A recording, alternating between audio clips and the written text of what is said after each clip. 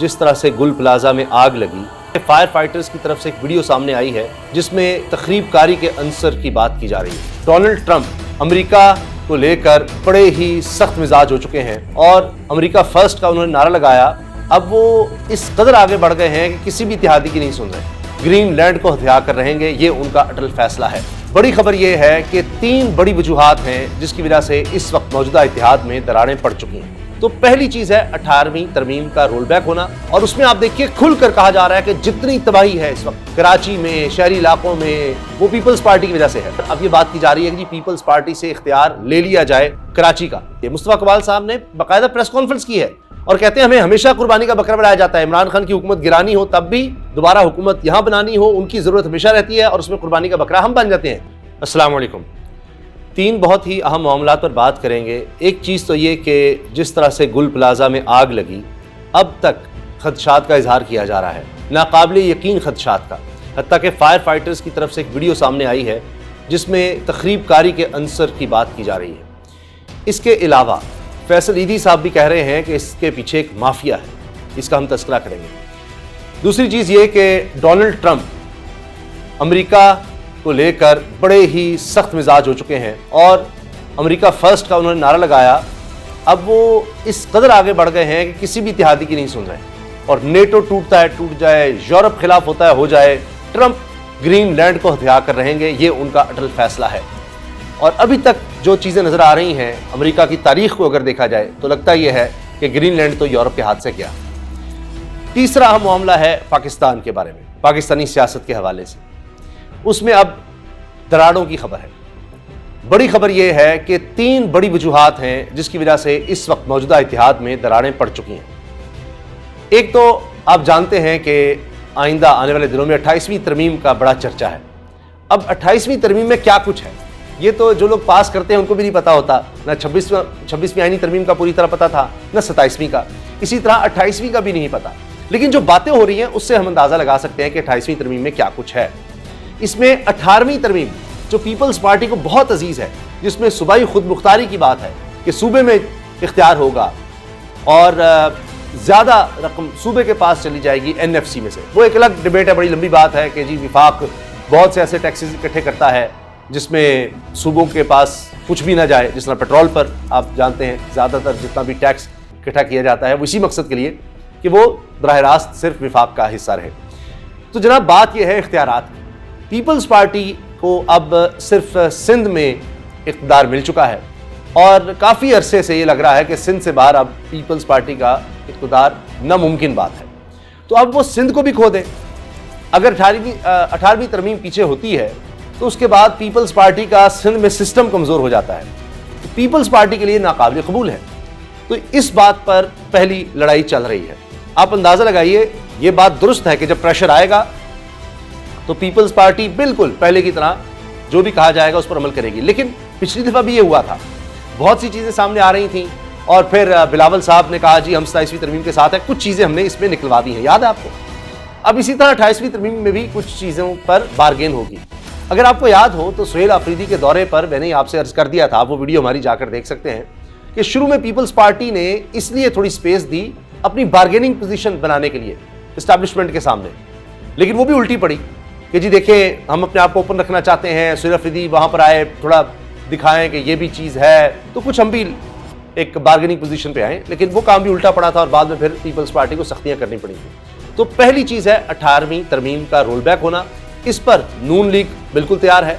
MQM तो अब इस वक्त प्रेस कॉन्फ्रेंसेस करने लगी है और उसमें आप देखिए खुलकर कहा जा रहा है कि जितनी तबाही है इस वक्त कराची में, शहरी इलाकों में, वो पीपल्स पार्टी की वजह से है।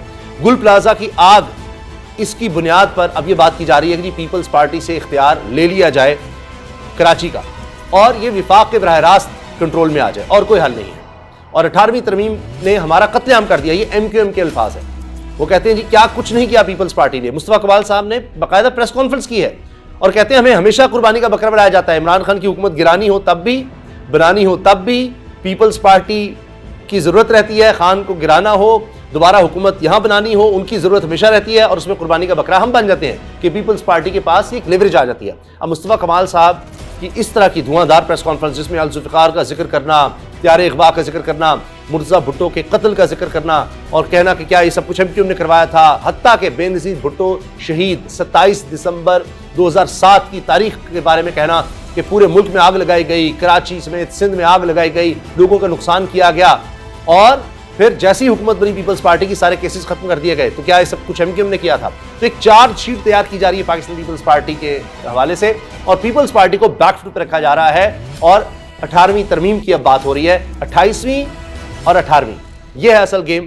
پہلی چیز یہ ہے, لیکن پیپلز پارٹی یہاں تک آ رہی ہے جی دانش اسکول ہوں, دیگر چیزیں ہوں, حتیٰ کہ کراچی میں اکنامک زون ہو, اس میں وفاق کا اختیار نہیں ہونا چاہیے. 2 دفعہ پارلیمنٹ کا اجلاس مؤخر ہوا ہے, میں آپ کو بڑی خبر دے رہا ہوں, 2 دفعہ صرف اس بات پر. 18ویں ترمیم پر ابھی کتنا پھڈا ہونا ہے, کتنی لیدیں ہونی ہے, ذرا سوچیے آپ کہ 26ویں ترمیم سے کام شروع ہوا ہے, وہاں پر کچھ زیادہ حاصل نہیں ہو سکا. بلاول تو وہاں پر ونڈر بوائے بنے ہوئے تھے, آگے تھے. پھر 27ویں میں اتنا ونڈر بوائے نہیں رہے, وہ پیچھے ہو گئے, ذرا 27ویں کی ضرورت نہیں تھی. اب 28ویں میں دیکھیے پھڈا ہے, ابھی 29ویں آئے گی تو کیا ہوگا, جو چیزیں 28ویں میں رہ جائیں گی وہ 29ویں میں آ سکتی ہیں. تو یہ بات آپ نوٹ کیجئے. دوسری چیز ہے نئے صوبے. یہاں بھی پیپلز پارٹی الگ نظر آتی ہے اور تحریک انصاف ایک طرف ہے, مگر اس میں دلچسپ بات یہ ہے وہاں 18ویں ترمیم میں نے بتایا نون لیگ اور پیپلز پارٹی آمنے سامنے ہے یا نون لیگ کے ساتھ MQM کھڑی ہے. لیکن نئے صوبے کے معاملے میں آپ حیران ہوں گے کہ پیپلز پارٹی اور نون لیگ اکٹھے ہیں, تحریک انصاف دوسری طرف نظر آ رہی ہے. یہاں بھی ابھی اس نظام میں دراڑیں ہیں, کیونکہ پیپلز پارٹی تو کہتی ہے جی سندھ کی تقسیم کا مطلب ہے سندھ توڑنا, یہ ہم برداشت نہیں کر سکتے. اچھا MQM یہ چاہتی ہے, مگر پنجاب میں نون لیگ نہیں چاہتی نئے صوبے بنانے, اور پھر جب تک نئے صوبوں کے حوالے سے قرارداد صوبے میں پاس نہ ہو جائے, آئین یہ کہتا ہے اب جیسا بھی رہ گیا کہ تب تک بات آگے بڑھ نہیں سکتی, وفاق میں نہیں جا سکتے, نئے صوبے بن نہیں سکتے. دلچسپ بات یہ ہے کہ یہاں تحریک انصاف تیار ہے, ہزارہ صوبے کی قرارداد خیبر پختونخوا اسمبلی سے منظور ہو چکی ہے, تو وہاں تحریک انصاف تیار ہے. تو مقتدر حلقے چاہتے ہیں, بہت سے طاقتور حلقے چاہتے ہیں, اس پر کیمپین بھی ہو رہی ہے, اس میں بڑے نام ہیں کہ شاید 2-3 درجن کے قریب نئے صوبے ہونے چاہیے, یعنی بڑی بڑی ڈسٹرکٹس جتنی بھی ہیں ان کو نئے صوبے کی شکل دے دی جائے. تو یہاں تو 2 حصے کرنا سندھ کے یا پنجاب کے وہ منظور نہیں ہے, تو اتنی زیادہ تعداد میں صوبے کہاں کوئی مانے گا. تو نون لیگ بھی نہیں مان رہی پنجاب کی تقسیم کو. جب نون لیگ نہیں مانے گی پنجاب کو, پیپلز پارٹی نہیں مانے گی, تو خیبر پختونخوا کی حکومت تو تیار ہے, وہاں تو چلیں آپ کر لیں گے.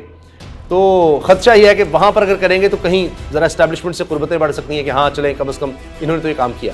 لیکن بلوچستان میں کیسے کریں گے؟ بلوچستان میں اگر جاتے ہیں تو کہیں گے پہلے پنجاب اور سندھ کو تو دیکھ لیں, اس کے بعد ہماری باری آئے. پہلی چیز 18ویں ترمیم پر لڑائی, جس کو آپ 28ویں کا آنا بھی کہہ سکتے ہیں اس میں, اور اس میں ایک دلچسپ بات جو میں بھول رہا ہوں وہ ہے جین زی. 2000 سے لے کر اس کے بعد جو بچے آج جوان ہوئے, پیدا ہوئے 2000 کے اور اس کے بعد, یعنی 18 سے 25 سال آپ کہہ لیجئے, ان پر اب حکومت کی طرف سے رانا ثناء اللہ صاحب نے کہہ دیا ہے کہ جی اس پر ڈیبیٹ تو ہو رہی ہے کہ دیکھیں جب ممبر اسمبلی کے لیے 25 سال عمر ہے, ہائی کورٹ کے جج کے لیے 40 سال, وزیر اعظم کے لیے 40 سال, تو ووٹ کے لیے پھر کیوں؟ تو وہی عمر ہونی چاہیے جس پر آپ ممبر بن سکتے ہیں, وہی عمر ووٹ کی بھی ہونی چاہیے. ڈیبیٹ چل رہی ہے نا کمال. اتنا خوف ہے کہ جین زی موجودہ نظام کو یا اس حکومت کو قبول نہیں کر رہی, تو میرا خیال ہے اب 75 کی عمر سے بھی اوپر چلے جائیں تب بھی بات نہیں بننی, تو لہٰذا فارم 47 کر کے بھی بات بن نہیں رہی لگتا ہے.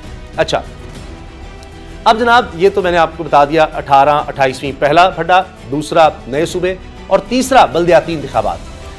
اسلام آباد میں بھی نہیں ہونے دیے جا رہے ہیں, پنجاب میں بھی نہیں ہونے دیے جا رہے. اس پر الیکشن کمیشن کہہ رہا ہے کہ جی ہم تو وزیر اعلیٰ صاحبہ کو بلا لیں گے, اگر بلدیاتی حکومتیں نہیں ہوں گی تو پھر صوبائی حکومتوں نے کیا کر لینا ہے. اگر ملک, علاقہ, شہر, صوبہ بلدیاتی نظام کے بغیر چل سکتا ہے تو صوبائی نظام کے بغیر بھی چل سکتا ہے. تو انہوں نے تو یہاں تک تھریٹ کر دیا ہے. تو اب آپ سوچ لیجئے کہ بات کہاں سے کہاں چلی گئی ہے. تو یہ 3 بنیادی چیزیں ہیں جہاں پر دراڑیں نظر آ رہی ہیں. اچھا اب جین زی کا معاملہ بھی پھر الگ سے چل رہا ہے.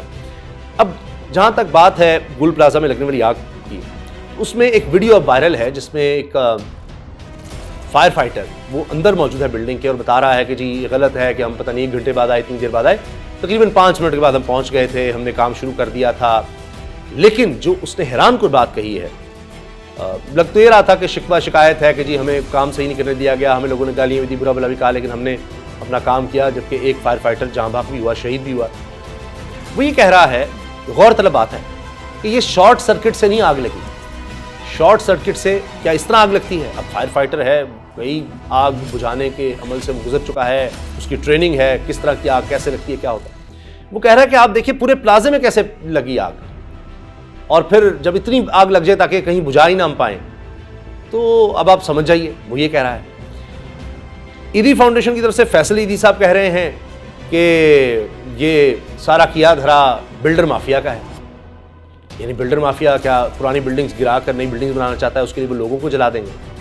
یقین نہیں آتا نا, مجھے بھی یقین نہیں آتا. لیکن یہاں بلدیہ فیکٹری میں یہ چیز ثابت ہو چکی کہ جان بوجھ کر وہاں پر آگ لگائی گئی بھٹے کے لیے, اور اس میں لوگ جلے.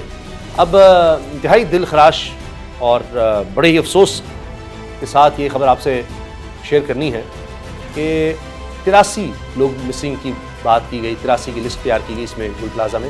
اب تک 50 کی لگ بھگ شناخت ہو سکی ہے, باقی ہڈیاں بالکل گل چکی ہیں, اور یعنی ڈی این اے کرنا بھی مشکل ہو گیا ہے, شناخت تو بہت دور کی بات ہے. تو یہ بڑا ہی اندوناک واقعہ ہے, اور اس سے سبق سیکھنے کی ضرورت ہے کہ آئندہ ایسے واقعات کو کس طرح سے کنٹرول کیا جا سکتا ہے, اور کس طرح جو ہی آگ لگے لوگوں کو ریسکیو کرنا, بجھانے کا نظام پلازے کے اندر ہونا, یہ بھی بہت زیادہ ضروری ہے. تو ہر جگہ پر پورے ملک میں اس کے لیے کوشش کی جانی چاہیے, لیکن ہر واقعے کے بعد ہم یہ بات کرتے ہیں مگر ہوتا کچھ نہیں ہے. تیسرا اور آخری معاملہ ہے ڈونلڈ ٹرمپ کا. یورپ اور ڈونلڈ ٹرمپ آمنے سامنے ہیں. ڈونلڈ ٹرمپ کہہ رہے ہیں کہ مجھے گرین لینڈ چاہیے, اس کی اسٹریٹجک اہمیت ہے, ورنہ وہاں روس اور چین آ جائیں گے اور یہ ہم برداشت نہیں کر سکتے. لیکن کہانی ساتھ معدنیات کی بھی ہے, ریسورسز کی بھی ہے, سب کچھ ہے. اب یورپ کیا کرے, ڈنمارک کیا کرے؟ امریکہ سے ٹکر تو لے نہیں سکتا. امریکن طیارے اتر رہے ہیں جناب گرین لینڈ میں, کوئی کچھ نہیں کر سکتا. ٹرمپ یہ تو کہہ رہے ہیں کہ میں فورس کا استعمال نہیں کروں گا, لیکن وہ دھمکی بھی اس کی لگا رہے ہیں اور اس حد تک جانے کی بالکل بات بھی کر رہے ہیں اور دکھا بھی رہے ہیں کہ میں کچھ بھی کر سکتا ہوں. اب ڈنمارک کچھ کہہ لے, فرانس کچھ کہہ لے, برطانیہ کچھ کہہ لے, وہ اس کو روک نہیں سکتے. ہاں وہ جو کر سکتے ہیں وہ یہ ہے کہ نئے الائنسز بنائیں جس طرف وہ جا رہے ہیں. اور اس لحاظ سے اگر آپ دیکھیں تو امریکہ کو اپنے پرانے اتحادیوں سے ہاتھ دھونا پڑ رہا ہے, کیونکہ یورپ اور نیٹو اب یہ جب ٹوٹ رہے ہیں امریکہ سے, تو پھر کیا ہو رہا ہے کہ کئی یورپین ممالک چین کی طرف دیکھ رہے ہیں, باقاعدہ صاف کہہ رہے ہیں. کینیڈا کے تو وزیر اعظم نے بڑی دھواں دار تقریر کر دی نا, انہوں نے کہا کہ جی اب دنیا بدل رہی ہے اور اب یہاں مائٹ از رائٹ ہے, پاور کا چکر ہے, تو ہمیں بھی نئے الائنسز کی طرف دیکھنا ہوگا. اور انہوں نے چائنا سے معاہدہ بھی کر لیا ہے. اس کے علاوہ اب یورپ بھی کہہ رہا ہے کہ ہم بھارت کے ساتھ معاہدے کر رہے ہیں, ہمیں آپس میں اب دیکھنا ہوگا, دوبارہ دیکھنے ہوں گے امریکہ کے ساتھ معاہدے, اس کی وہ بات کر رہے ہیں. اور برطانیہ اب بڑے پرانے معاملات جو چین کے ساتھ چل رہے تھے کچھ خراب, وہاں پر اب چین کے بھی وہ قریب آ رہا ہے. تو اب یہ بھی گیم بدل رہی ہے, ہر کوئی اپنے نیشنل انٹرسٹ کے پیچھے بھاگ رہا ہے. تو مجھے لگتا ہے کہ یہ تو نہیں ہے کہ براہ راست یورپ اور امریکہ اور نیٹو الگ ہو کر اور امریکہ کے ساتھ کوئی لڑائی ہو رہی ہوگی, ایسا کوئی امکان نہیں ہے. لیکن جس طرح آپ نے چین اور امریکہ کے درمیان تجارتی جنگ دیکھی ہے, اب اسی طرح کی صورتحال آپ دیکھیں گے. یورپ کے ممالک ٹوٹ ٹوٹ کر اور کیمپس میں جا رہے ہوں گے اور کہیں گے کہ ہمیں آج ہی فوری طور پر امریکہ سے اپنی ڈپینڈنسی کو ختم کرنا ہوگا. اللہ حافظ.